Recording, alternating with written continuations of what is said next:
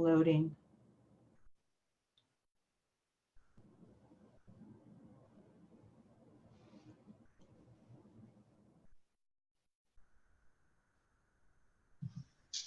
Okay, I think we are live. Yes, we are live. So, welcome, Deborah.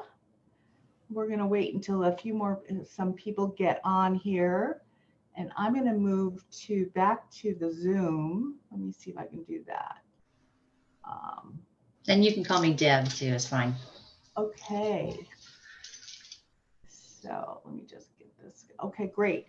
So everyone who's on here, part of the Coaches Scaling Secrets, I have brought on, or I've asked Deb Dougal, who's a high performance coach, to get on here and share her journey and what it means to be a high performance coach. And what's so interesting about Deb and I met, I don't know, a month ago?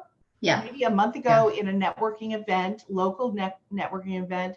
And she was introducing herself, and there was such energy coming out of this woman that I had to meet her, and I had to find out more about what is high performance coaching and what she did. And I just knew right away that she was like the perfect person to bring on here and to talk about her transition from where she was with her first career, her first rodeo, to how she made her transition into a high performance coach and what that even means, because I didn't even know what it means. Like, what's high? Is there low performance coaching and a high performance coaching? I don't even know. So welcome, Deb. Thank you. To my group. And yeah, so tell us about your transition from where you were originally in your career and what made you want to step into being a coach. Well, thanks. I'm so excited to be here, Dallas. This is really fun for me. The first time I've gotten to do a webcast like this. So I'm really excited. Well, a little bit about where I've come from and where I am right now. And I'll talk about what high performance coaching is in just a few minutes. I grew up probably as what you'd call your high achiever kind of a person, always wanting to be the best, doing the best, whatever it was. So, and it was usually outwardly inspired. You know, it's like, if you be in band, grandma and grandpa will be proud of you. Well, of course, well, then I want to be in band because I want somebody to be proud of me. Right. And so was always trying to get really good grades and was really curious about things too. I was always wanting to try something new and something different. So through high school, did all the things, the band and the choir and the track and the valedictorian, 4.0, all that kind of stuff that I really worked for.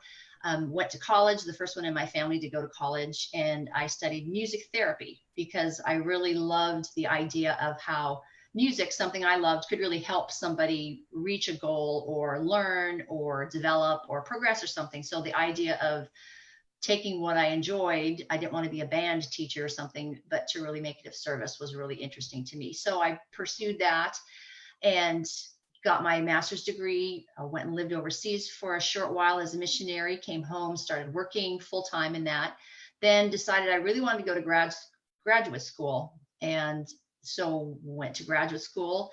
And while I was there, I learned about quantum science and healing and all those kinds of things, which I just found really, really interesting. And still trying to really develop my talents was in radio and drama and theater and just all kinds of things, always trying to really perform and do a really good job. Well, fast forward a few years, I moved to Texas to go to grad school. And within a short time, met my husband. 10 months later, we got married. And just over a year later, I had my first child while I was still working on my master's degree. So I was still trying to really crank it out and push forward and be that high performer, or at least a high achiever anyways. And so fast forward a few years and a couple children later, and there was one day when I was looking at my 5-year-old daughter who was busy bossing around the 2-year-old, who was terrorizing the 1-year-old, and looked around at the chaos and the noise and the confusion and looking at them feeling like they were just awesome people, but me just inside felt horrible, felt so inadequate. All these things I had learned, but I felt angry. I felt frustrated. I felt alone, and realizing now that there was a lot of depression and anxiety tied into that, even though that's what I did as my master's thesis was about anxiety and depression, had no idea that this was me right now. And in the midst of all that, I realized that I was expecting baby number 4. Wow. And so add to all that stress was really a sense of complete terror and overwhelm that I am just not going to survive this. How can I even do this? So I did the most logical thing, was to go into my closet and close the door. And so that was my way of putting a little distance in between there, but obviously I couldn't live in my closet. So I came out. Wanted you. I came out and decided to go for a walk, because we went on lots of walks with little preschoolers just to get out. And I guess that part of getting out in nature and seeing something besides myself was really important to me. But what happened that day was we had walked just a couple houses down, and on the corner was a little mud puddle in the street. Somebody had watered their lawn and whatever, there was mud. And so my 3 little kids sat down and started to pick up leaves and dip the leaves and, start to get kind of muddy. And I even quick ran home and got a picture, because I wanted to take a picture of this. And there was something that happened in that moment, because really I was genuinely feeling just terrified about what was going to happen, and what was I going to do? How was I going to manage this? And it was really a tender mercy that I know was really divinely guided and provided, was the thought that came, look at these children. They are wonderful. Everything is okay. You are going to be okay. You're safe. Everything is going to be okay. And that was such a comfort to me at that moment. Now, I didn't know how that was going to happen or what was going to happen, but that got me through that moment. And so from that point, when I needed it, over time, other divinely inspired and provided things came to me. A few years later, after child number 5 and running then by my second marathon, I had gone to see a counselor to kind of help me sort out some things. And basically, when she found out my background as in Scandinavian Finnish, she said, oh, well, my spouse has done research on that, and there's just something wrong with your brain, and the pleasure centers don't work right. I would never count on really feeling happiness. I would just go for neutral. She said, I would just settle for neutral. That's what you could really expect. So she basically fired me. And I went home thinking, what? I can never be happy. Obviously, she hadn't done some of the research like people like Bruce Lipton and the biology belief. That wasn't, I guess, part of her repertoire then. But over time, I was able to have brought to me other opportunities to say, no, I know that I can overcome this thinking. I can change thinking. I can change the patterns. So I didn't have to feel like I was locked and stuck in that terror. And that has been obviously a process. And as I moved from the East Coast to the West Coast out here and started to learn about the area of energy psychology and energy medicine, was, like I said, piece by piece that brought me to learning about the high performance coaching framework and putting those pieces of what I knew was possible with the mind body connection with the high performance coaching framework. I was like, here is something that I can gravitate and wrap myself around, that I know is going to really help me. And then I got so excited that how can I use this to help others? Because I know so many women like me who've had that experience of that overwhelm and panic, and you think you're doing all the right things. And when you do the right things, you're supposed to have a happy life and things are supposed to work out. But what's going on when that's not happening? So how do you get clear on that? So that's been the real big thing for me, is I've talked to women and felt their overwhelm and their frustration and them needing to have big changes in their life. How do you do that? One of the phrases we have in high performance coaching is common sense is not always common practice.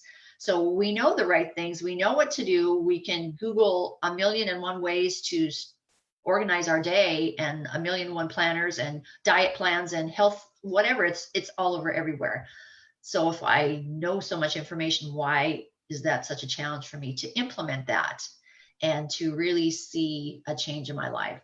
So I love, to me, that the opportunity of what I've learned as far as our energy psychology and how the mind works coupled with the high performance routines and habits, that can be really the way that can lead us forward and get us to where we really want to be. So long story short, was that a really long story? Beautiful story. Beautiful story.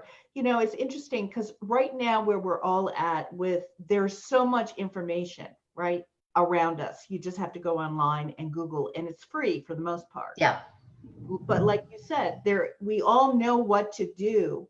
Why aren't we doing it? Right. And that's where a coach comes in to help you move from A to Z is what I'm hearing. Yeah. Right. Is to help because you're stuck. A lot of us are just stuck in our own morass. Right. Right. And the constant movement around us of family and children and work and cars, pools, and after school activity and everything else that's going on, that we can't like stop it and then go a different way. So it sounds like that's what you do, is you get in and help someone move through the process. Yes, for sure. Most of us are going to need some sort of accountability, and you have your friends for your friends, and sometimes they can support you, but sometimes they just can't. Right. They're not on the same page. They're going to see things the same way you do oftentimes, and might not be able to give you that perspective that an outside coach can kind of see from a different view and a more of an independent view, that can say, oh, well, this is what I noticed, and then can help you come up with a plan that's going to work for you. Because again, there's really not a one size fits all. There just can't be. There's not a one diet that fits all. There's not a one process that fits all, because every one of us are different. And then when we have some of those other components feeding in our patterns and beliefs that we learned as children, or even some generational things that literally get passed down in the DNA, it's what works. And someone says, this absolutely, I know it works for me, I'm sure it can work for you. That's a big maybe. It might be just fine for you, but you might need something else in addition to that. Yeah. And to break a habit, right, takes a long time to break a habit, something that you've been doing over and over and over for like 30 or 40 years, and then suddenly it's not working for you anymore. Yep. And to be willing to say, to actually trust a coach and say, okay, I'm so sick and tired of where I'm at right now that I need help to get to where I really want to be. Right. Yeah. And then try on your guidance. Right. There's so many elements of it along the way. Yeah. It needs to be a good fit. And a good coach is going to be able to sense that. They're just not going to say, well, everybody's a good fit for me, and of course it's going to work for you. But a good coach is going to have done enough of their own work that they're going to have that sense of, I know that this person is someone that I can really support, and that they're going to really get a benefit from me personally. And then you help them to see that and work together on that. Yeah. Great. So who do you usually work with? What kind of clients, or what kind of, who is attracted to you? Who do you like to work with? Your favorite client. The people that I have been able to work with, either for short term or longer term, have been women who have been in that situation where something's going on, where they know there's more available for them, or they've suddenly found themselves in the situation where they're it, whether there's been a change in the family dynamics, maybe their husband has become sick and suddenly she is the one that's got to take over and be the one that's providing for the family. And that's something they haven't done before. And yet they have this sense and this feeling that they know more is possible, but they're not sure.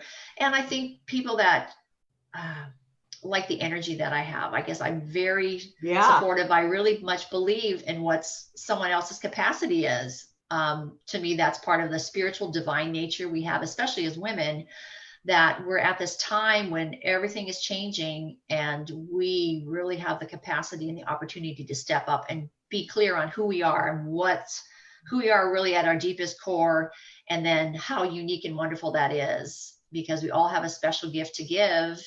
And it may be currently in what we're doing, but it just might not be. And sometimes that awareness that I'm in the wrong place, or this is the wrong job, or the wrong situation, and then to have that courage to trust that you can step into that new thing.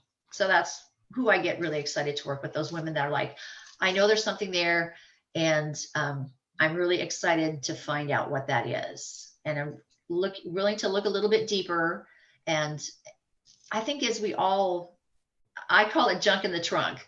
You know, we're having this journey, but we got junk in the trunk from great grandma or from society or whatever it is that we don't even realize is there. It's like, oh, I didn't know I had this dirty old rag bag in my trunk here. And to be able to open that up and take it out, unpack it and say, oh, well, that's not helping me anymore. Let's set that aside and put something else in there that's going to serve me better.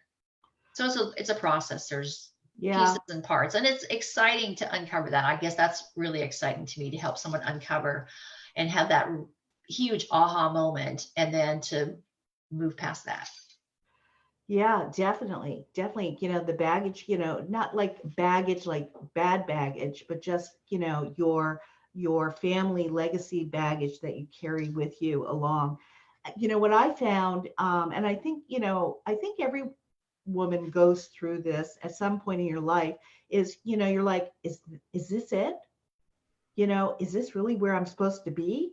It doesn't feel right. I feel like something's missing, and I'm not, you know, I'm not participating really where I want to be participating in life and making a difference in the world, you know, and just like, how did I end up here? You know, and to, you know, and it's so at that point in time is to realize that about yourself and reach out to someone like yourself as a coach, and to get some clarity on what my values are, you know, because who really sits there and talks about their, or thinks about their values in life? It's because life is just happening fast, right? And do we ever sit and really, you know, what is a value, first of all, right? And then, you know, what is really going to get me up in the morning and get me moving? Because right now I'm feeling too sluggish. It's just too much. So it's a great introspection, you know, to kind of look within at different points along your lifetime, you know, 40, 45, 50, 55, 60. I think it's great to do that, to look at yourself and say, am I on the right track? And what kind of shifts should I be making to really be fulfilled in this lifetime? Because it goes so fast, right?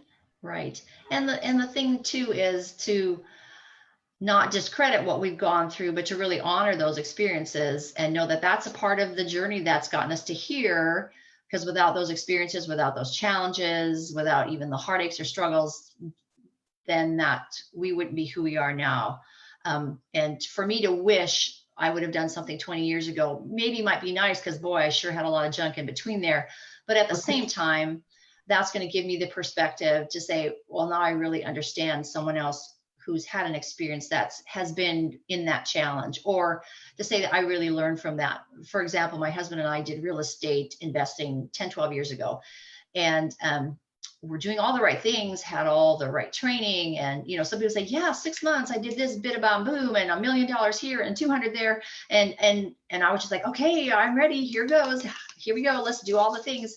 And it didn't work out that way at all. We attracted in a car accident, which injured my husband and triggered anxiety and depression for him. And as I was trying to support him and watch what was going on, the realizations that came to me were our background philosophy of life was that you can't be successful. You don't deserve this.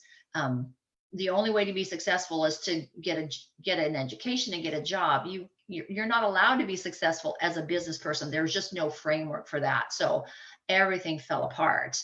And while, you know, it'd be easy to blame the economy, blame the whatever, but plenty of people were making a lot of money at that same time. It just wasn't us. And the realization was that junk in the trunk, I tell you what, of generations of what our parents said about money, what our grandparents said about money, that was something that we had integrated so much into who we were that we couldn't even allow ourselves to be successful in that way.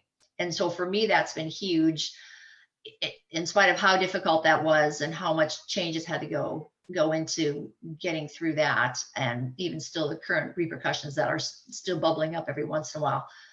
The important thing was for me to realize, okay, the programming we had was, you can't be successful. How do I recognize that and now shift that? So me as a woman, as an entrepreneur, now I can allow myself to go forward and be successful helping others. And You if my did work on husband it. changes, You if did my work husband on it. changes, yeah, that's up to him. That's his responsibility. But now I can empower myself to recognize that that's what was going on. And now how do I move forward from there? Yeah, and I think also, the older I become, the more I look at, that we're actually exactly where we need to be. Right. And things like, an accident or not getting what you want, there's a reason for it. You're not ready for it. Like an accident, unfortunately, but you started to look at things differently, right? Yeah. It had you really, open up the hood and look into your car and see what kind of junk was in there. Yeah. And that's what I love about the universe. It knows exactly what to put before us, right? Even if it's not fun at the time, even if we hate it at the time. Yeah. Usually that's exactly what happens. And to use it and to, be, calm enough. I think it's really calm enough to look at, say, okay, what do I need to look at right now? Right. But a lot of times you need somebody objective, like a coach. You need a coach because our mind has what, 60,000 thoughts going at one time in our mind, Right. and which ones do we hold on to and process and which ones do we let go of? And, for me, a coach has been so extraordinary because they can see where I can't see, right? Definitely. Yep. That's huge. That's huge. And even if, yeah, because they have that perspective, can kind of call you out if you're willing to hear on what's going on and not be willing to listen to that story over and over again that we've been telling ourselves and we're really convinced is the facts and that's the truth and that's how it is. And it is just a story. My current coach, Patty Keating, says, is this a truth, like truth with a capital T, or is this just a belief? If it's truth with a capital T, it's true for everybody all over the world. If it's just a belief, that's just what you're thinking about things right now. And so to be willing to make that distinction and to not fight so hard to be right that you're not willing to let go so you can really be happy. Exactly. So one of the things that you have that you're willing to, let's talk about these pillars of high performance. There's 6 Right. of them. They all start with a P. Yeah, and that's to me, it's really powerful. They're really powerful questions you can ask yourself throughout the day. One of the big things that I think kind of is a starting point in your own progression, your own process, and if you're wanting to be a high performer, which, and I guess we'll quick define that, is in the level of high performance, we look at that means you're succeeding above average over the long term. Okay. So it's not just like peak performance or the slow, here we go, and then we got it, and it goes back down. So high performance means you have the habits and the routines, the mindset in place that you're consistently above average over the long term for the long haul. And also it's the momentum kind of like even and flat. Yeah. And of course, life takes us on curveballs, but you are consistently progressing and consistently moving above that level you want to be. And so that high performance living is really an ongoing feeling of full engagement, meaning that full presence and that joy and confidence that comes from consistently living from your best self. So there are routines and habits and ways of thinking. So you are consistently moving forward and you're not sacrificing your important relationships or your health, because it's easy to be in balance that, well, the work is everything. And so everything goes to that. And if my relationships suffer, my family suffers, if my health suffers, well, that's just the consequence. That's just how it is. And that's not high performance living at all. That's the way most people in the world tend to live, unfortunately. So I love the concept of high performance being consistently at your best while you're preserving all those important aspects of your life. And one of the first things is getting clear, that core clarity on what's really important to you. Who are you at your deepest level? How do you define yourself? What are those core values for me, a lot of my big core values are health, that overall health, meaning this physical, spiritual, emotional, mental, and that energetic health that's kind of undercores all of that. That freedom, that personal choice to really do what makes you happy and what you love. And for me, that contribution as well. I love to make a difference in the world and have fun with it too. So those are my core values. So as I look at what I'm doing, how do my activities fit into those core values? And that's a process that if you're not clear on those things, then it's easy to listen to what everybody else says you should do, or to get caught up in everybody else's goals, set resolutions based on, well, everybody else says I should do this, so that must mean I should do it too. But then we're not going to maintain that motivation. We don't have that internal sense of what's important to us along with that external responsibilities that we have. It's like a balance between the two. And so that's really important. To me, that's the first step. And we go deep into that in high performance coaching. And next year, I'm really excited. I'll be adding some other pieces of that core clarity as I work in some other areas. So that's kind of step number one is, who am I? What's important to me? Because then you can make those good decisions. Yeah, definitely.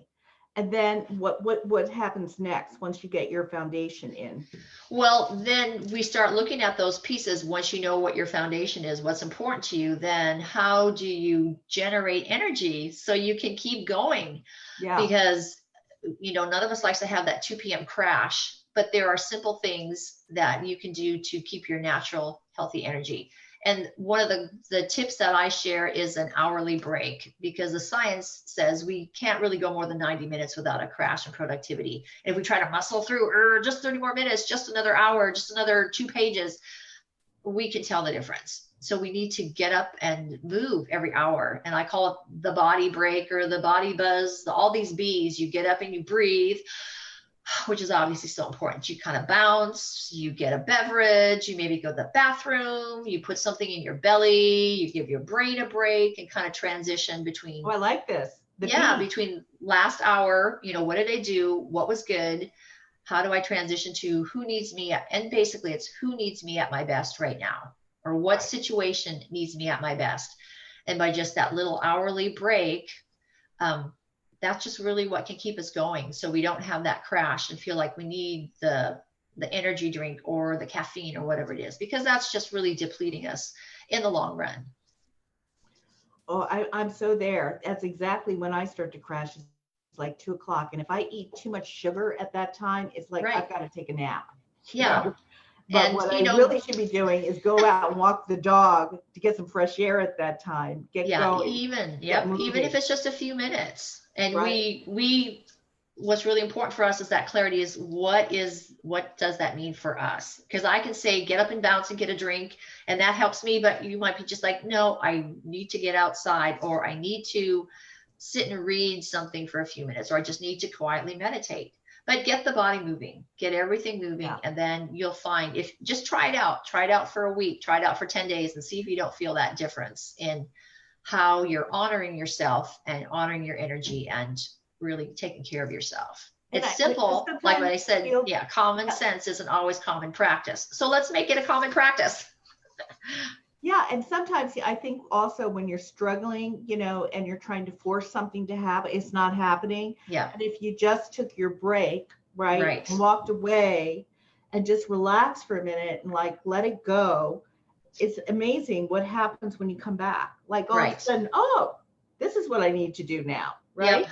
Those solutions come, like you said, when we're not trying to force it, because that creation works when we're in that state of calm and just being receptive and allowing. So that's a huge thing. Yeah. Anything else about the pillars on performance that you want to share? Yeah, as far as productivity, a question, and I'm just kind of reading some of the questions that I would share, is the productivity. What's my mission today? We kind of can look at, or even this hour. Sometimes we just have to look at 5 minutes because of what's going on. What is the most important thing? How do I shift my mind so I can be at my best, right this thing? Psychology, what are we thinking? Our thoughts really are so powerful, for good or for not supporting us. and still honoring when we have those things that come up.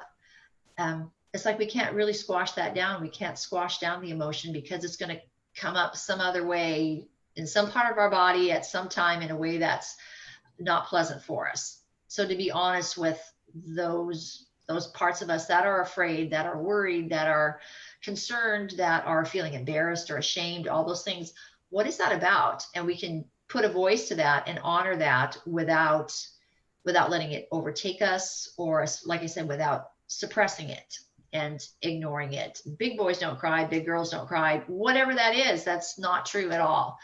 So how do we allow all of us to be present and thoughtful, and then how do we shift that into what we really want? It's like companies with problem solving. They look at, well, here's a challenge that might come up, what's the solution, instead of, oh my gosh, this is such a big problem, we're never going to get past this. Yeah, and I think also what I'm hearing is, and I look at my own life, if I keep my problem a secret, it becomes bigger and bigger and bigger. Right. But if I bring it out into light, it kind of, it dissipates.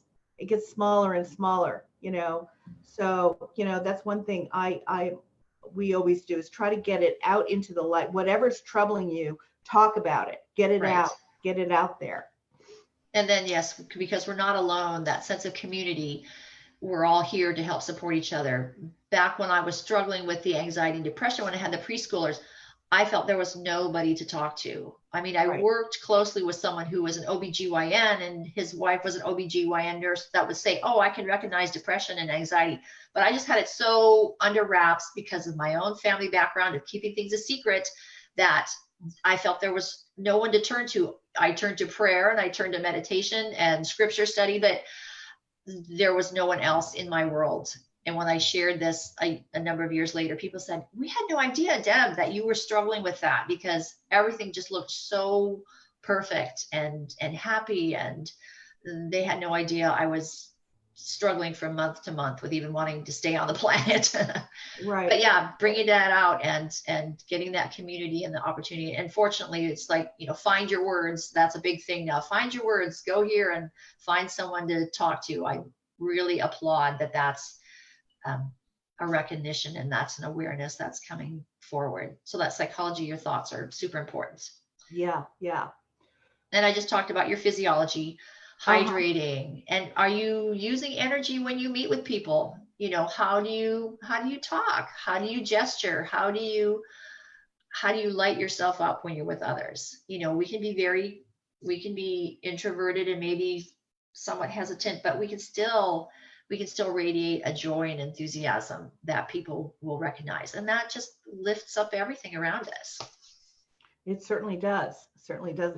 I get a lot of energy just because, I do a lot of my work is online, I love getting on the phone with people that are either the members of my group or someone I've met online.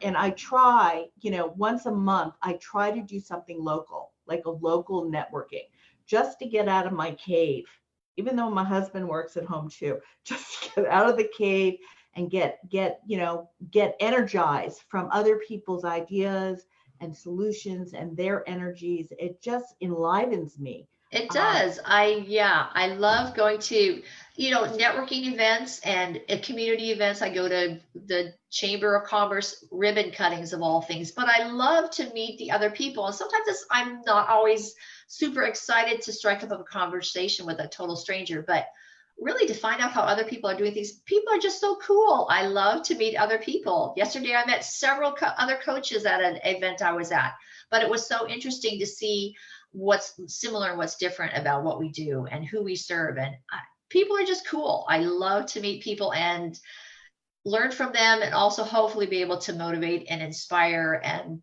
serve them in some way. Yeah.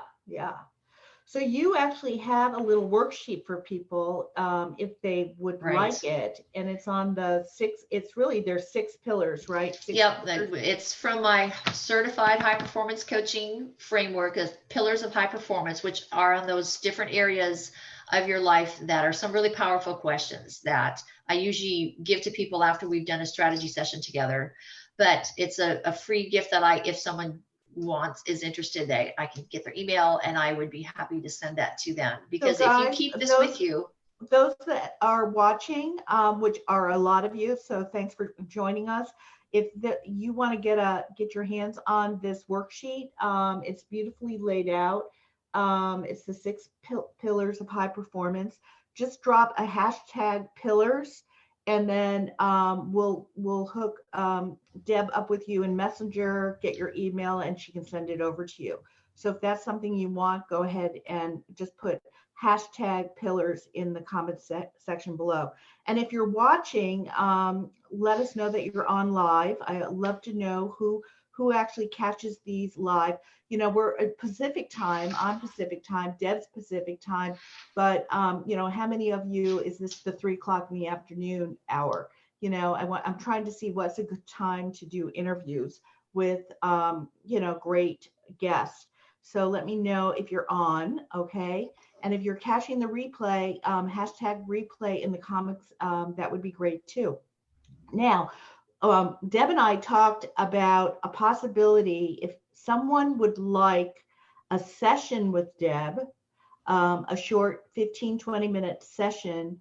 If you're feeling stuck and you're not having this kind of flat, nice momentum going in your life, and it's a little chaotic, and you need someone to objectively listen to your, you know, where you're at, and actually give you some tips of how to break through where you're at, she's willing to give away a session to someone who's on live now that would like that. So if that's something you would like, also put hashtag session in the comments below, and we will choose someone out of the group randomly and get a hold of you, and then you guys can set up a time to have the session. Probably, you know, is this something you want to do right away, Deb, or? well, yeah, the sooner we can schedule, especially as we're going into the holidays, and this time of year when we've got so much going on, sometimes you just need what's one step, what's one simple thing that I can look at right now that's going to help me, one, end up my year great, feel healthy, strong, available during the holidays, and even thinking into 2020, what's going to help jumpstart me. Great, great. So again, if you're interested in the worksheet of the 6 pillars of high performance, just put hashtag pillars below. If you want to be in the random drawing for a short session with Deb to kind of get, like, you know, unstuck, just put hashtag session below in the comments, and we will kind of pick someone to have that session with you. This has been absolutely fantastic. Thanks. This has been so fun. I really appreciate this opportunity. Thank you so much, Dallas. Oh, great, great. So we're going to end it there. Thanks everyone for hopping on. I'm trying to make this a regular thing come January. So yeah, so great. So let's end it there, and everyone have a great rest of your day. All right. Bye, Thanks. everyone. Bye. Bye.